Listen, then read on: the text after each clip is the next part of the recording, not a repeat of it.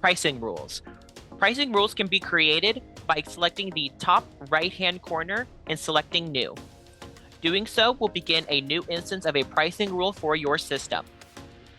You can set the name here by entering the name, and that's how it will appear in your reporting. Short identifier can help identify the items being affected by said pricing rule by appearing next to the items on the point of sale.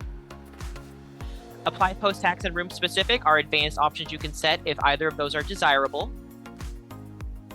Start date and end date can be set if you have a pricing rule that is set for only a very specific date and time, be it if you had a pricing rule for the week of Christmas, Valentine's Day, or any other special holidays.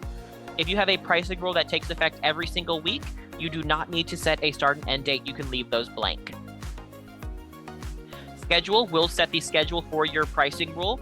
You will select the day, be it Sunday through Saturday. I will choose Monday and Tuesday. And then you will set the start time and end time. If you had a happy hour that took place from 5 p.m. to 7 p.m. every Monday and Tuesday, you would set those up like this.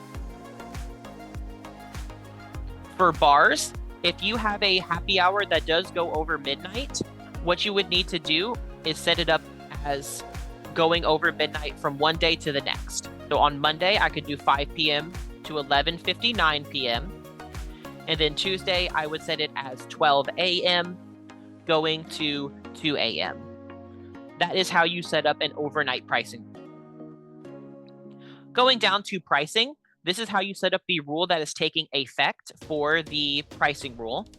So select a menu category. I can do it by tag and attribute, groups, section, or specific items.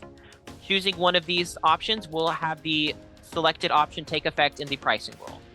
Selecting section, I can then select a section. So if I selected bottled beers, everything in my bottled beer section will take effect by this pricing rule. I can then select a rule. We have three different options of force price, dollar adjust, and percent adjust.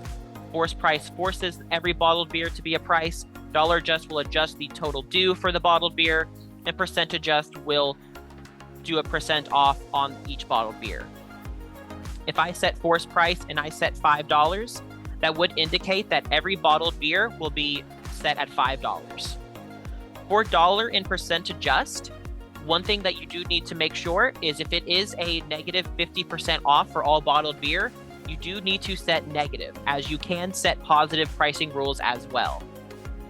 If you have specific modifiers that also you want to take effect by this pricing rule, make sure to turn on affect modifiers. If you utilize online ordering or e-store commerce, and you do not want these pricing rules to be affected on those respected options of ordering, you can make sure and turn them off. That is the basics of making a pricing rule for the Heartland Restaurant Admin Portal system.